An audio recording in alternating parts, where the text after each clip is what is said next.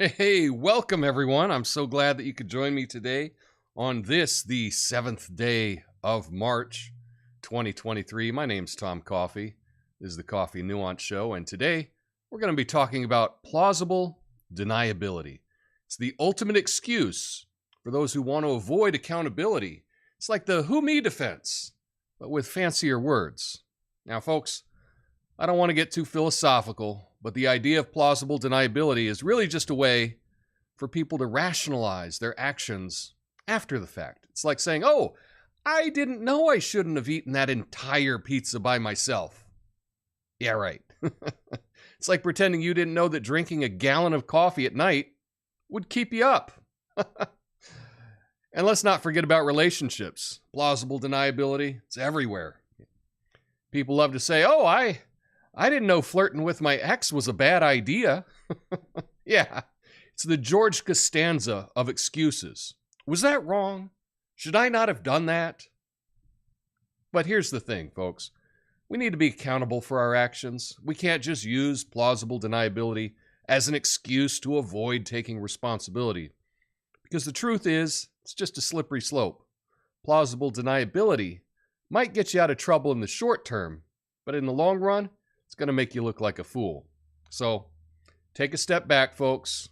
Let's think about our actions, consequences, because at the end of the day, we're all responsible for our own lives. If you can't handle responsibility, maybe you should stick to drinking decaf. My name is Tom Coffey. This is the Coffee and Nuance Show, the best censored commentary and news show live right now. Flame on.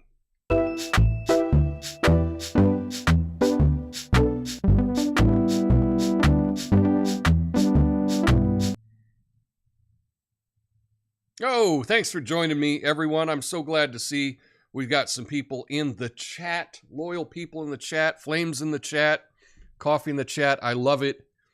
It means a lot to me, so thank you for that. We're talking about plausible deniability today, but also we're going to talk about Iraq as banned booze.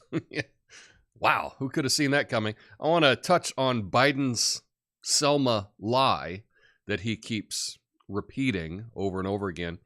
Deepfakes as a psy-op.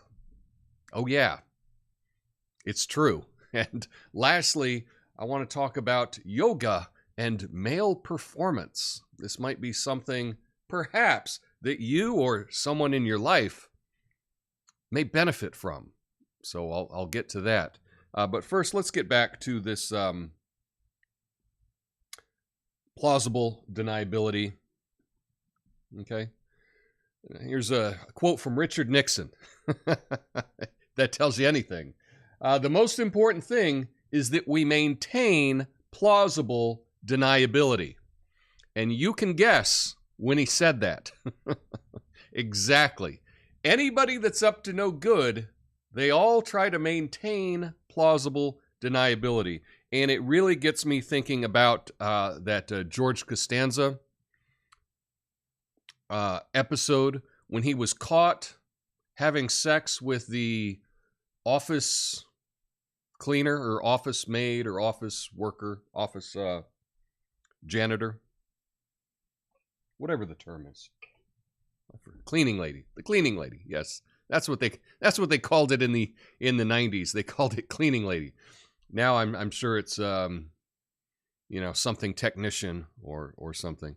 But I'm still working on the audio for the show, getting a little bit of echo, but here's that clip from Seinfeld that I think really sums it up. Was that wrong? Should I not have done that? I tell you, I gotta plead ignorance on this thing, because if anyone had said anything to me at all when I first started here, that sort of thing was frowned upon. Because I worked in a lot of offices, and I tell you, people do that all the time. So, that's the meme, but I think it's dead on. for plausible deniability. And it's kind of like a story that I'm not going to get to today, but you may have heard about. The riots that I talked about in Cop City in Atlanta yesterday. Turns out one of the people arrested was an attorney for the Southern Poverty Law Center. Now, if you want to maintain plausible deniability, you don't actually have a staff attorney go down and do the rioting. Okay? What you want to do is, and I'm not saying I know anything about this because I don't, but what you want to do is you don't want your actual staff to get caught doing these riots. If you want to support the riots, you do it behind the scenes, but you don't have a staff attorney get caught in the act. That totally blows plausible deniability out of the water. This is the same Southern Poverty Law Center that made the claim that last year 100% of all terrorist activity in the United States was right-wing. That's the claim that they made. But I'm just gonna leave that there. In your own life, plausible deniability is good, but you're being shady, and you know you are. Now, sometimes at work, you may have to do that when you have competing interests. But generally speaking, just be responsible. Of course, it's easy for me to say that because, I don't have a whole lot of people at my job having demands on me from lots of different perspectives. So it's easy for me to say that. But that is something to keep in mind. If you're going to pull shenanigans, you want plausible deniability. That's the phrase of the day. And let's get on to the next story.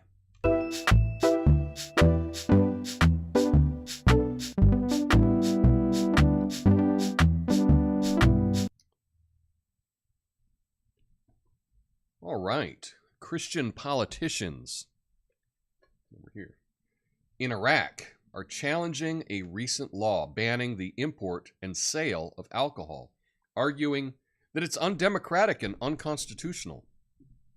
The law, which was passed by Parliament in 2016, but only became official last month, imposes fines of up to 25 million Iraqi dinars for violating the ban. Members of the Babylon movement, which has 5 seats in Parliament, filed a lawsuit claiming the law ignores the rights of minorities and restricts freedom. Public alcohol consumption is frowned upon in Iraq, a predominantly Muslim country, but it can be bought at licensed bars and liquor stores. So, I guess that settles it. I will not be spending spring break in Iraq.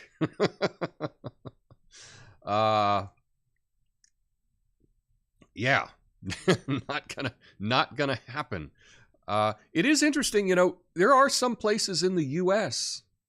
that are also dry that do not have alcohol. I remember when I moved to Dallas from New Mexico back in the 90s, I had a U-Haul truck and I was putting things in storage in North Dallas. And I went into a grocery store, like a big Albertsons type store. And I'm looking around for the beer and I can't find it. And I walked up and I asked someone, "Hey, where's the beer?" And they told me, "Oh, we're dry." And I didn't get it. I was like, what do you, you're not out of beer. What's going on? Where's the beer aisle? And they're like, no, we're dry. I was like, dude, I don't understand what you're saying.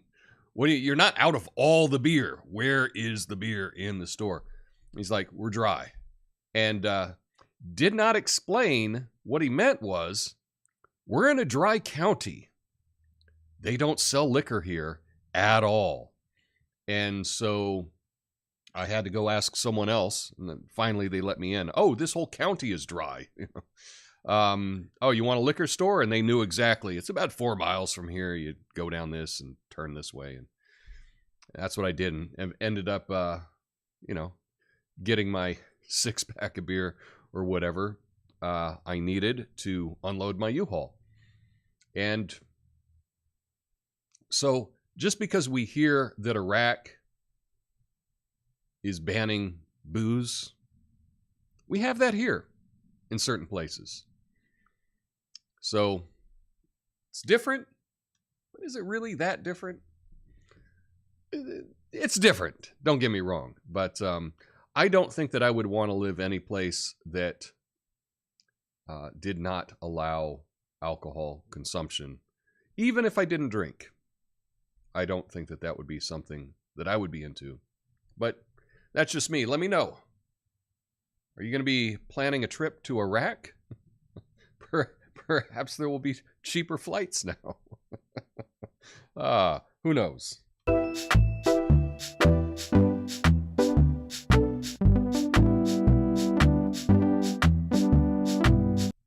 Okay, Biden. He commemorated the anniversary of the Bloody Sunday in Selma, Alabama, and called for the freedom to vote. However, he implied a false parallel between the current wave of anti-voting laws and the fight against Jim Crow laws in 1965. The 1965 Voting Rights Act helped break Jim Crow laws and required certain states and localities to get quote-unquote pre-clearance before changing their voting laws. Congress extended this measure to 2031, but without updating the criteria, which was struck down by the Supreme Court in 2013. Biden consistently misrepresents the voting laws that states have passed since 2020, and his false and defamatory statements, they really undermine democracy, in my opinion. But that's what he does. He continues to keep stating that these, like Georgia or whatever, they're changing the laws. It's Jim Crow all over again. Meanwhile, I think there was a survey of Georgia voters. They had any problem voting in the last election. And according to African Americans in Georgia, 0% said they had any issue whatsoever. So I guess this is a talking point for Joe Biden, but he's just lying. And everything that he's implying is just wrong to do. And I find it I find it unnecessarily offensive to do this on the anniversary of Selma. I find it really gross that he's doing this. But it's not for me to call him out. This is something that probably black Democrats, or blacks in general, black Americans, need to call out Biden for this really gross mischaracterization of voting laws in this country. But I find it just disgusting. But that's my take on it. If you'd like to read more about this article, as always, all the articles that I reference in my show will be in the description after the show is over. We'll post those all. So you can check those out if you would like more information on that. But now let's get to something really scary.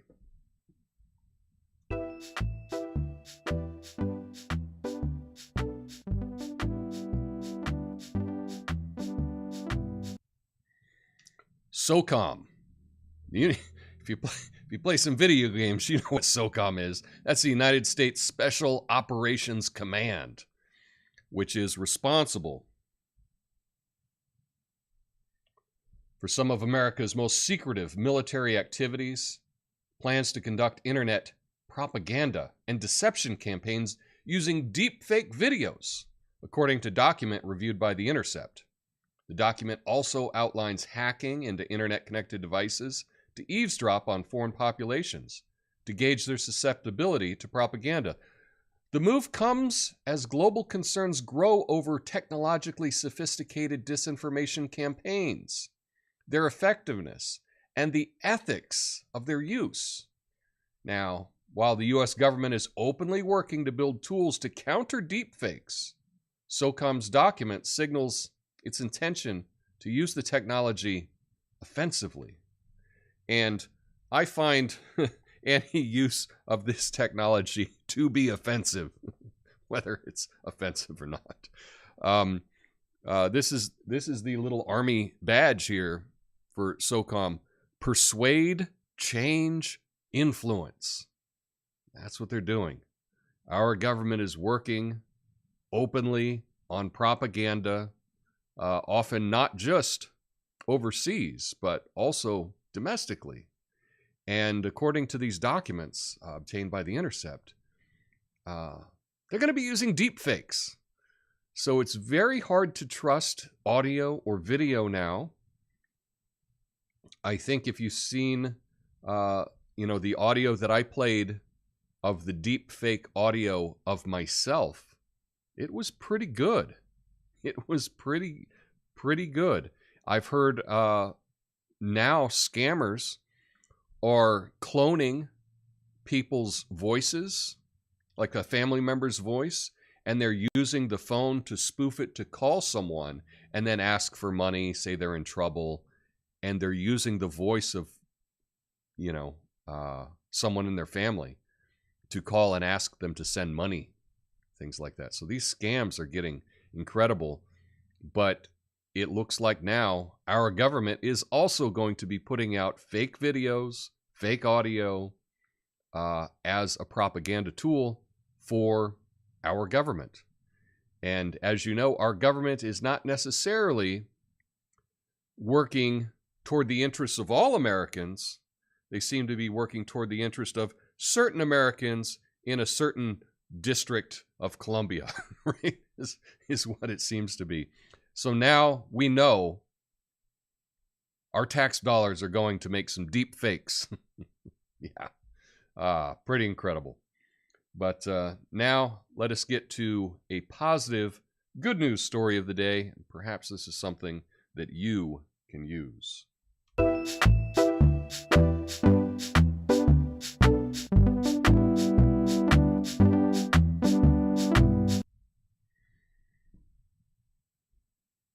Title of the article, Yoga Can Help Men Last 3 times Longer in Bed. Yeah.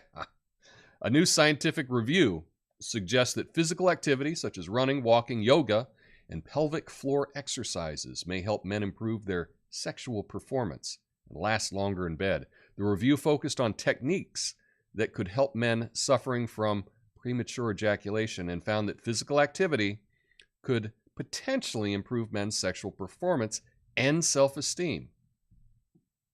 This shouldn't surprise anyone, should it? One study showed that men who ran at least 30 minutes a day or 5 days a week increased their sexual performance from 39 seconds to more than 30 minutes. The author concluded that more research is needed in the area, but physical activity could potentially help all men. Well, this is a big story, and yeah, of course, who wouldn't believe that?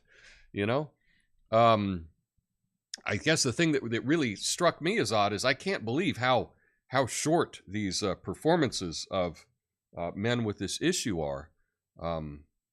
Most of them were, all these studies had men that could not last a minute. And that's got to be a terrible, terrible thing. I'm guessing, unless your partner isn't that into it. And then it's probably a good thing, right?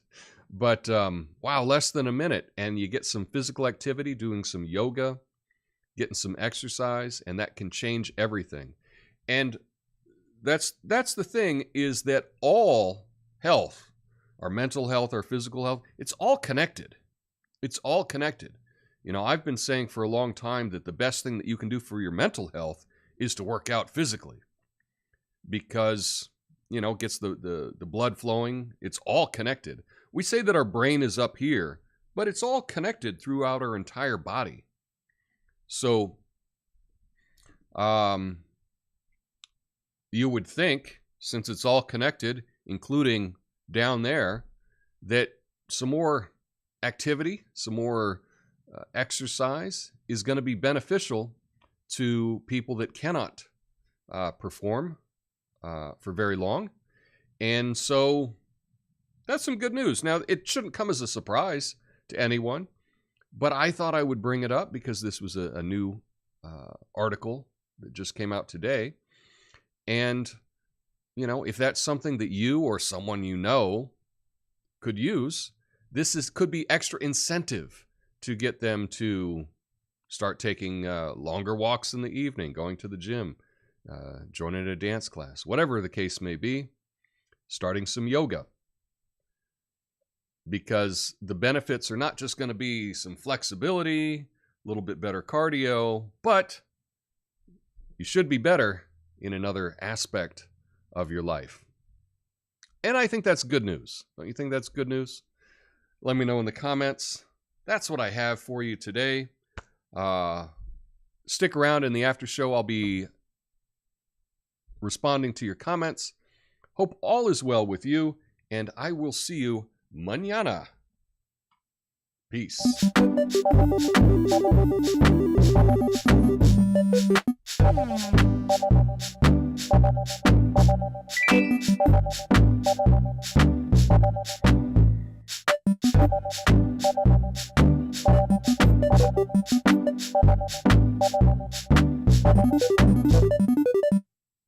All right.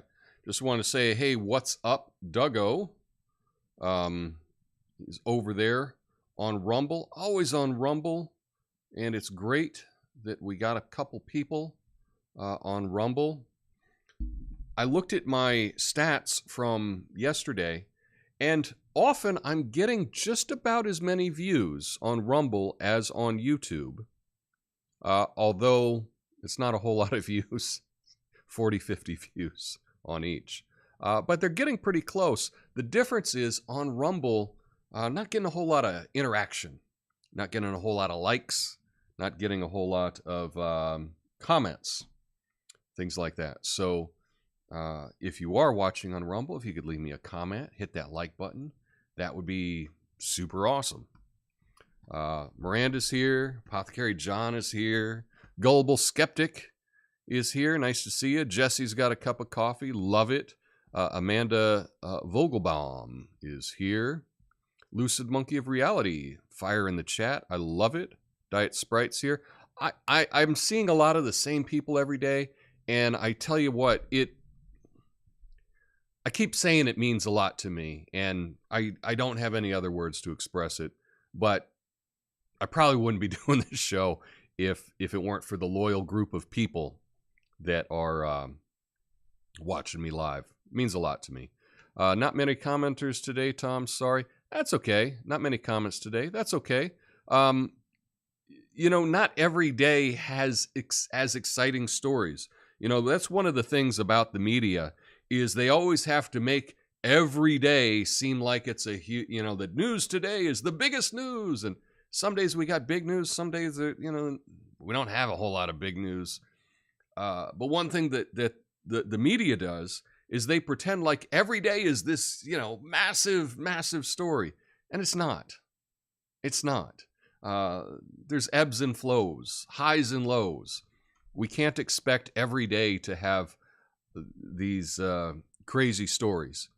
There are some stories today, like I mentioned with the Cop City and the SPLC attorney that I think are interesting. But we shouldn't pretend like every day the news is that fantastical, because it's not. It really isn't. What I do is I try to find stories that I personally find interesting, and if I find them interesting, maybe you will too. And I try to find stories that you may not necessarily see in other places. So that's why I choose them to share with you. But that's all I got. Let's see. That's good news. I need a truckload. A truckload of what? Not sure what there's a truckload of, but that's okay. We love you, Tom. Thank you, Lucid Moments of Reality 5150. I love you too. That's all I have for you today. I'm looking forward to a good show tomorrow. I'm going to try to make some tweaks and try to get everything looking better and keep making improvements. I appreciate everyone's support and enthusiasm and encouragement to me. And just so you know, people don't always tell you thanks for encouraging them, but it can make a big difference. And I know that if you are encouraging someone in your life, and they may seem unappreciative, or they may seem like they don't really care, they really might, and they just haven't been able to share that with you. And so, much like you are encouraging me, I really hope that you can encourage someone in your own life as well, because it really is, it makes a much bigger difference than we realize. You don't realize what an impact you can have on someone's day. I really saw this when I taught school, and I knew I could destroy a kid or I could really lift them up. And I had that power. I could really elevate what someone was thinking about themselves that day. And I think that you all have the power to do that as well. So I encourage you in your own life to share that with others. They may not always thank you for it, but it's a really important thing to do. So that's what I have for you. Love you all. Have a beautiful day, and I will see you tomorrow. Peace.